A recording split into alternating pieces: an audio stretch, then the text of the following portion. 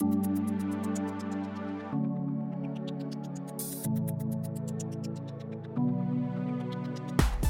I think students really get out of it is they learn, number one, that there are implications for what they draw, whether they're drawing a line on a sheet of paper or in the computer. So they really start to understand the other side of architecture, the construction part of it.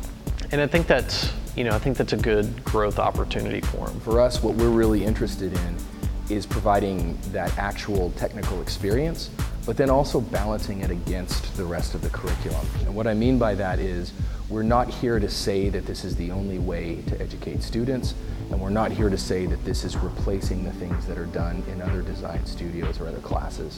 Those things are incredibly important. I was very impressed by the quality of the drawings, but I realized that there was a full range of some of the projects were focused on the program of 1,500 square feet and affordable and whatnot. I stressed the point that we have a specific lot, which is a fabulous site, but I said, look, that's part of a neighborhood. Look at Truman Street, look at the houses that are there, look at the porches, look at the people that are sitting on the porches, and I said, we want to have a really cool, functional, attractive house, but we also want to be very responsive and sensitive to the neighborhood that we're in. This is certainly what I came to school for, is to have a final product. So to get a 1-year head start on it in school is great.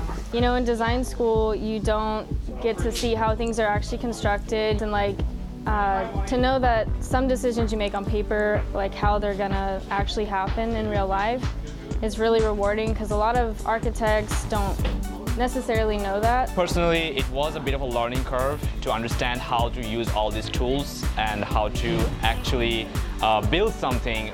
Wood framing, we learned about it, we were taught in school, but we never knew how to. I personally didn't know how to work with all these tools. You know, another opportunity the students are presented with is they get to learn about permitting. Inspector was just here, and so what we did is he did wind bracing inspection on the garage, which we passed, and then he told us that we would need to finish all of the zip board on the house before he could inspect that, so that'll happen Wednesday afternoon. Ultimately, it's a really good experience. And now they don't expect that permitting is going to be, you know, this easy part of the process. They really have a much better kind of real-world experience with it. Our primary partner this semester has been the Housing Channel. Donna Van Ness, who is their president, has been very gracious. This project is extremely unique. We've never done anything so innovative and creative before. We normally engage with a builder partner, but this provided us an opportunity to not only engage a builder partner, but also the students at UTA to help design and be a part of the process from theory to construction. And it's just been a wonderful engagement for them to be involved and for the community to be involved to really make this happen. We've been able to save some money with the donations, so we've really been able to kind of bump the level of detail and quality on the project. Wells Fargo has a long history of providing support to our local communities to provide low-income housing. So we've partnered with many different organizations in order to be able to provide the housing that we so desperately need. For the house, we have to build it ourselves. It's just so different from what we learned in structure class. What I'm taking from this experience is a really close contact with actual materials, because it's one thing to know how to design a building, and it's another thing to know how to build it and how it comes together. And that understanding really changes the perspective on how to design it in the first place. It does have an impact on the design process.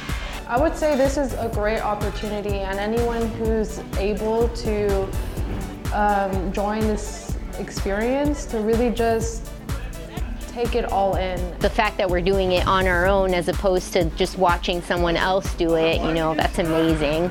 This design build studio is vastly different from normal studios that architecture students take, simply because we're building with our own hands. Like, we've got the tools and we've got all the materials, and we're actually seeing what we're drawing on our paper is like how it's coming to life. I'm amazed at the students that we get each year that come through and are able to do something like this. When this is finished, it will be sold to a low to moderate income family here in Arlington, and they will make that their home and hopefully live here for a long time and enjoy the unique features that the students have designed. So we're really a part of a community, and so while there's 20 to 25 of us that are there all the time, there really is a much larger body of people that have provided invaluable value. That's quite a nice statement. Someone who doesn't know anything about architecture comes in, looks at this house. Why is this house different than any other 1,500 square foot house? One of the things, for example, I'm just going to use examples. So in the master bedroom, for example, we don't have a walk-in closet or anything. So it encourages a different sort of like internal dynamic. We probably could not have finished it or did anywhere what we did if we were not there. That's for sure. So this from all of us.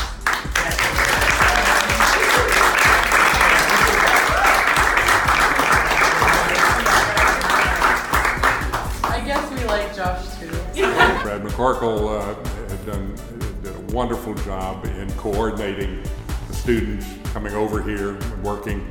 And I came on the site a couple of times during the construction process just to observe, and it was great to see the enthusiasm in the students and see them in their work clothes, getting their hands dirty, doing ultimately what architecture is all about, which is building buildings. It's not about drawing extravagant, beautiful drawings. That's important, but ultimately the product is the finished structure. But really what it is, it's the confidence that they build. That's the most significant change, is you see their abilities grow, but you see their confidence grow, and sometimes it's a chicken and egg, which one happens first, but we egg them on, pun unintended, to push them into being able to try these new things, and as they do, you really see it transform them. You really see them kind of catch fire in a way, and they support one another.